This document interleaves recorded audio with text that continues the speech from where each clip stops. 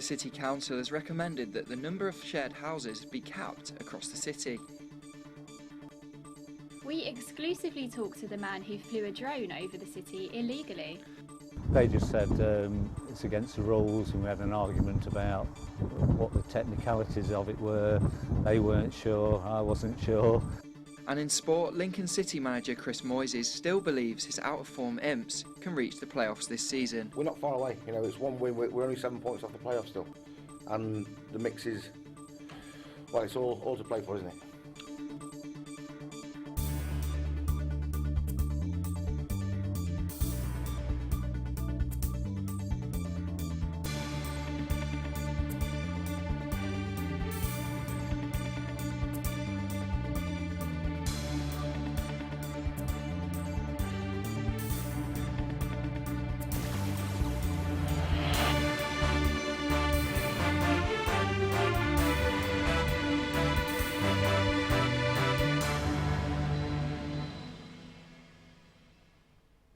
Good afternoon and welcome to LSJ Today, live from the University of Lincoln.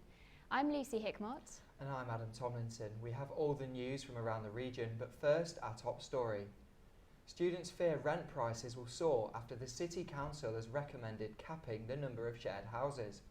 The move is to stop neighbourhoods being overrun by students. Our reporter Calvin Robinson has the details. Therefore, I would be prepared to support the recommendations. Without opposition, the Council Executive recommends an Article 4 direction for the City of Lincoln, a direction that will aim to cap the amount of homes of multiple occupancy. It's areas like this in the West End of Lincoln that will be affected by the Article 4 direction. This area is very popular with students, and it's also an area where the Council say is an oversaturation of homes of multiple occupancy. But the students really know about Article 4 and how it will affect them. Hi Calvin. How you doing? Come on in. Samuel Jones is a student tenant in the West End. He lives in a multiple occupancy house with 5 other people. We asked him what he knew about Article 4. I have an idea. I wouldn't say in depth, but I have an idea of what it's about. What would you say it's about? It's about shared occupancy houses and reducing, how many there are in the area. And what does Sam think about the amount of multiple occupancy homes in the West End? I'll be honest, I wouldn't know how many there are. I know you hear a lot of people saying, oh, that there may be too many. But I couldn't say yes or no because I just don't know. So despite a lack of understanding from a group who will be affected by Article 4, the direction will still go ahead. Calvin Robinson, LSJ Today. Calvin joins us in the studio now. So Calvin, what exactly is Article 4 and what is the purpose of it? Well, Article 4 comes under the Town and County Planning Order, which is a statutory instrument. And in terms of the purpose of it, it's really up to the council at its discretion to choose Article 4 itself in deciding what kind of homes they would like to either reduce, and in this case it'd be a C4 home, which is homes of multiple occupancy. And who will this affect in Lincoln? Well, in the press, it seems to, in local press particularly, it seems that students are the only people affected by Article 4, but it's not just students, because in Lincoln we have migrant workers as well who also take up homes of multiple occupancy. And what we seem to forget is there's also a landlord registry which is going to come alongside Article 4, where landlords will be asked to join a register to say that they are going to be building a home or buying a home which is of multiple occupancy. So it also affects private landlords as well. Thanks Calvin. Last month a man was cautioned by police after he broke the law by flying a drone over the city. The footage went viral locally, but this led to him being identified by the authorities. Will Longman met with him exclusively to find out what actually happened. Stunning shots of the university, the Breathitt Wharf and the cathedral were not taken professionally but by this, and ended up getting this man in quite a lot of trouble. Phil Hewitt is a local drone enthusiast who found himself plastered all over the news and police websites after he unknowingly took this illegal footage. So what was Phil's take on the ordeal? It just became ridiculous. They just said it's against the rules, and we had an argument about what the technicalities of it were.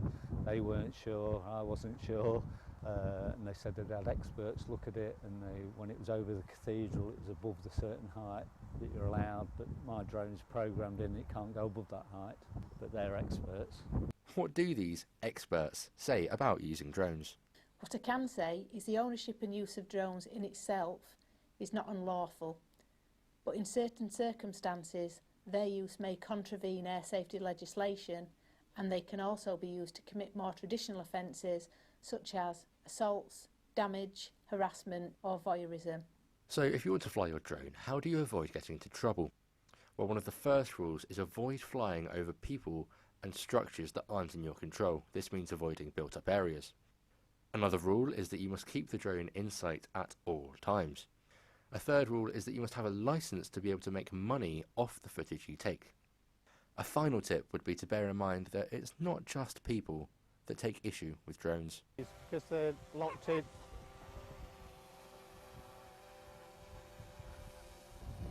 Get rid of him.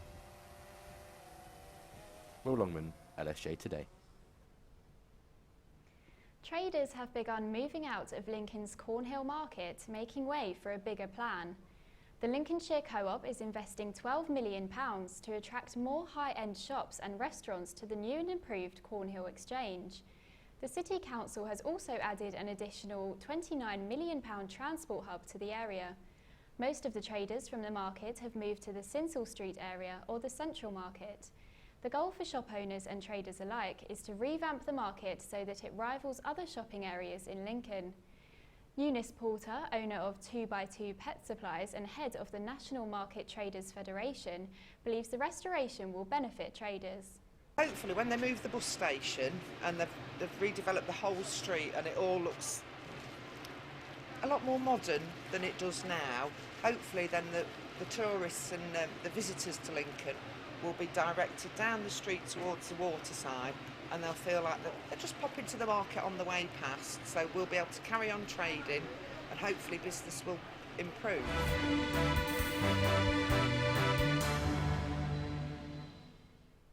Still to come on the programme, it's National Breakfast Week, but for most people it's a scramble to get up and out for work, let alone eat something. And who do you think you're kidding? Don't panic, Mr. Mannering. But the film remake doesn't match the original. But first, a roundup of other news from around the region. Police in Lincolnshire make 13 arrests for every 100 burglaries reported. This figure has fallen from 16 per 100 in 2014, and there have also been fewer burglaries recorded. The county is slightly below the national average, which was 14%.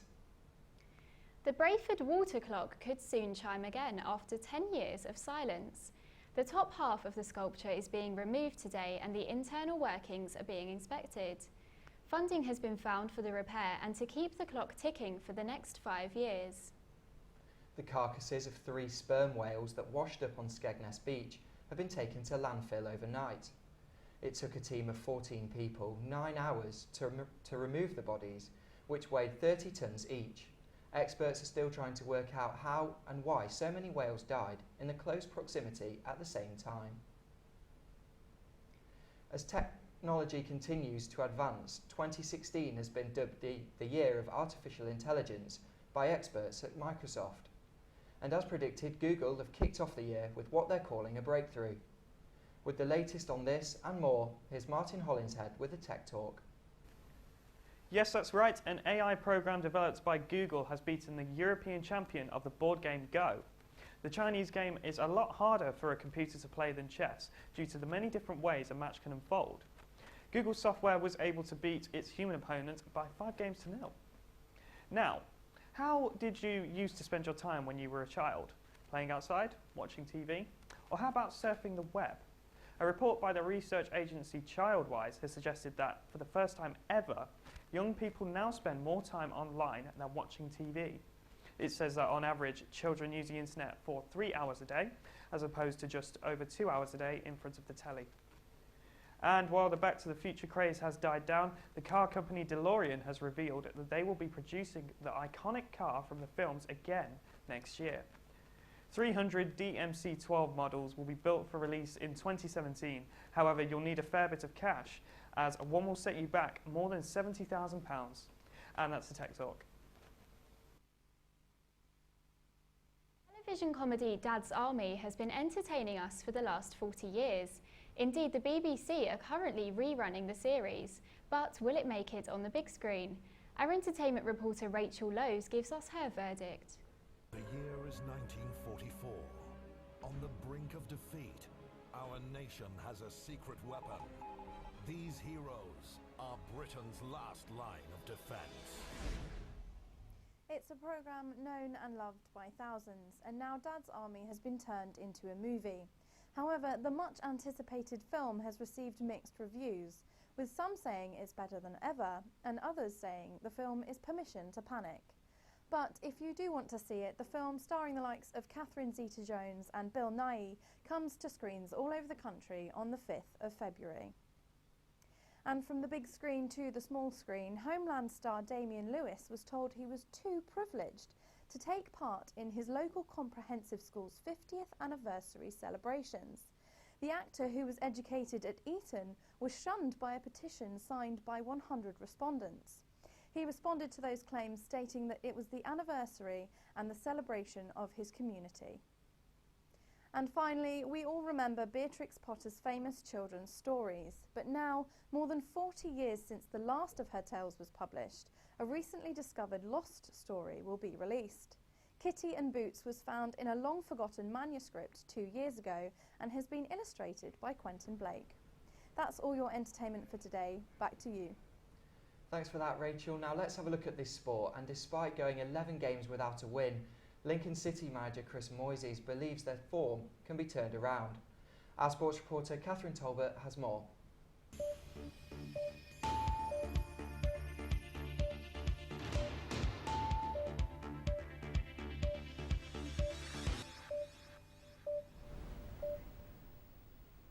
Chris Moyses believes that his Lincoln City side still have a chance of making the National League playoffs this season. The Imps have gone 11 games without a win since beating Torquay United in November. However, Moyses thinks that they can mount a late push for promotion. I think you've got to realise is that the standard of football we're playing isn't bad. Attractive football at times. You've got a squad together that we've brought together during the summer that give 100% for the club every time they put a shirt on. And when people recognise that, then they tend to give you a bit more of the benefit of the doubt. And we're not far away. You know, it's one win. We're only 7 points off the playoffs still, and the mix is, well, it's all to play for, isn't it? The club play Guiseley this Saturday at home and are hoping to break their losing streak. Lincoln beat Guiseley earlier in the season 1-0. Matt Sparrow says the team know how important a win at the weekend is for the club. On a personal view, when I go out, I don't really get nervous. I know that the win's going to come sooner rather than later, but I don't think it's affecting us too much. We know we're going to get a win, but like I say, it's got to be this Saturday really for me. At home to Guiseley, great opportunity, and I think we need to take 3 points. And back to the studio. And this morning's bright spells have continued into the afternoon, with temperatures reaching 7 degrees. Going into the evening, clouds will thicken and showers are expected overnight. The rain will clear up by tomorrow morning, with temperatures hitting highs of 11 degrees, and sunny spells are set to appear later in the day. And finally, tomorrow will mark the end of National Breakfast Week. The event, run by the Agriculture and Horticulture Development Board, aims to highlight the importance of eating breakfast as part of a balanced diet. We decided to ask Lincoln, how do you like your eggs in the morning? I like mine with a kiss. Boiled or fried? So long as I'm satisfied. As long as I get my kiss. That's it for the news team, but remember you can catch up with the latest on lsjnews.co.uk. And we're on to